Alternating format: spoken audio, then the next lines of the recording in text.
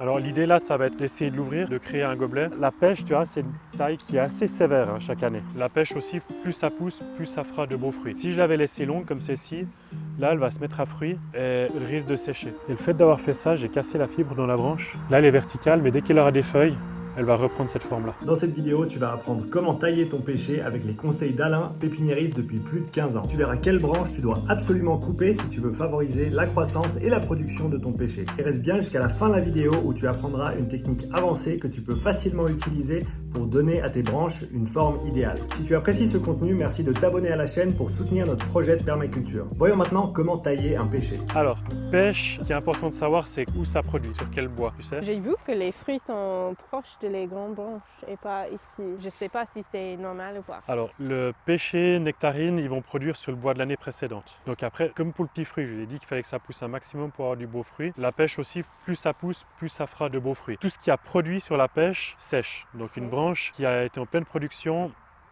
dans la majorité des cas, elle va sécher puis on ne peut pas la garder. Après, là, on voit qu'il a beaucoup poussé. Il n'a pas produit cette année, un petit Oui, peu. un Ouais, petit peu. un petit peu. Sinon, ici, ouais. Oui, Là, on a eu de la production ici. Ouais. oui. Ça impacte un petit peu la production, la cloque. Ouais, la cloque, elle vient très tôt au printemps, donc en général, une fois qu'on a passé le mois de juin, on est tranquille, mais c'est vrai qu'elle vient, elle s'installe tôt. Alors l'idée là, ça va être d'essayer de l'ouvrir, de créer un gobelet. Alors quand tu as des choses comme ça, la première chose, c'est tu sors la scie. Et tu enlèves ce que tu sais déjà qui va pas. Ok. Tu vois, ça va à l'intérieur, et Ça celle-ci aussi. aussi. Donc là, tu as déjà un peu mieux créé ton gobelet. Oui, tu vas couper les branches ici Exactement. et laisser l'autre. Ok. L'idée, ça sert à rien de garder celle-ci qui part dans ton chemin et qui prend de la place. Voilà. Et tu vas laisser la branche ici ou tu vas le couper? Alors celle-ci, on va la garder encore. Le problème de la pêche, ce qui est pêche et nectarine, c'est que ça se dégarnit. Donc tu as vu là, on a une longue pousse de 1 mètre Oui. où il n'y a plus de branches, plus de feuilles. Et ça ne va pas se regarnir facilement ici. Mm.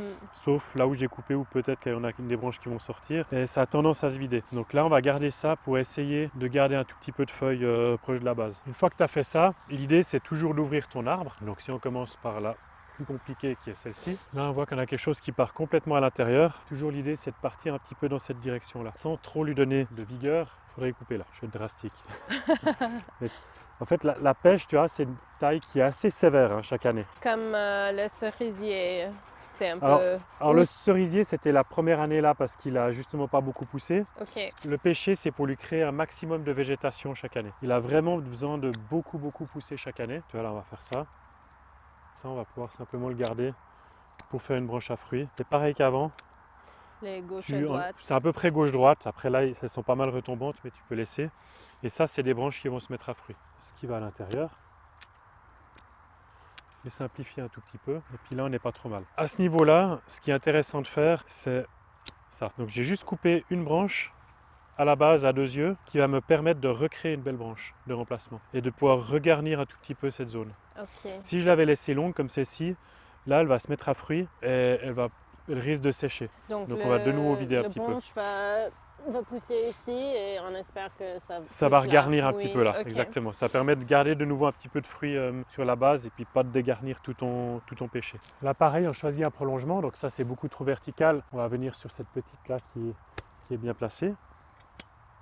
On enlève ce qui va dedans. Cette grande branche là, on peut la laisser. Ok. Elle va se mettre à fruit. Là, on voit qu'il y a pas mal de bourgeons à fruits et puis elle va se baisser toute seule. Ok. Après, on peut un tout petit peu l'aider en la prenant et en faisant une petite torsion. Ça, on le fait souvent sur les branches un petit peu difficiles. Et le fait d'avoir fait ça, j'ai cassé la fibre dans la branche. Là, elle est verticale, mais dès qu'elle aura des feuilles, elle va reprendre cette forme-là. Ok. Là, on voit la courbure qu'elle fait ici. Et elle va se l'arbre placer va ici. préparer toute seule et... La fibre, là, elle a simplement été séparée. Et puis là, elle va prendre sa place et puis elle va pas bouger. C'est intéressant parce que les arbres et les plantes sont assez robustes et on pense que c'est tout ton faible et tout ça, mais... Non. Et puis ça, c'est sympa parce que ça permet de ne pas devoir venir mettre des ficelles, couper des branches qu'on aurait pu laisser. Donc ça, c'est intéressant. Ça, on est clairement dans la concurrence à l'acte. Donc, on va devoir la couper. C'est difficile pour moi, mais pas pour C'est l'arbre. difficile, hein. C'est souvent ça. Là, on repart sur un petit prolongement. Là et là. Puis là, tu peux laisser toutes tes branches. Et ça, c'est vraiment des super branches à fruits. On a bientôt fini de le martyriser. Ou de te martyriser, je sais pas. Voilà. Ici.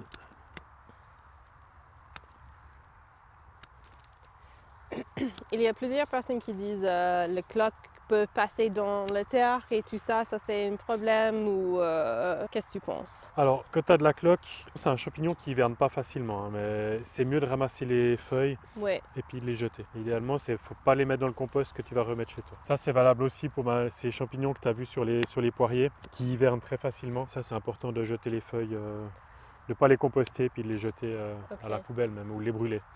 et dans une verger comme ça, si les feuilles tombent, ça va être un problème pour le reste des années qui viennent. Exactement, oui. Donc, Principalement des maladies comme la tavelure qui sont sur les pommiers puis les poiriers, qui font des taches sur les feuilles, hivernent très facilement et remontent sur les arbres, entre guillemets, oui. chaque année. Et ça fait vraiment des gros nids de tavelure et ça, c'est très problématique pour tout ce qui est autour. C'est pour ça que dans les vergers arboricoles, une fois que les feuilles sont tombées, ils balayent les feuilles et ça vient complètement broyer pour nettoyer les vergers. La dernière, ici, sur celle-là.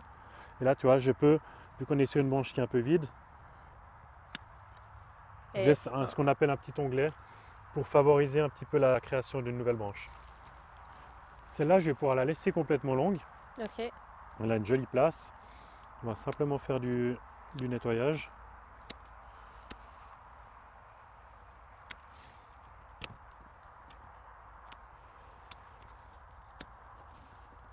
Voilà. Et pareil, je fais un petit onglet ici pour faire une réserve. Et puis je laisse beaucoup de branches exprès ici pour qu'elles se calment un petit peu. On n'a pas besoin qu'elles deviennent trop grosses. Il a déjà bien sa place. Et là, normalement, tu vois, tu as déjà quelque chose qui ressemble un peu Une plus bolle. à, Ouais. voilà, à ce gobelet qu'on recherche. Oui.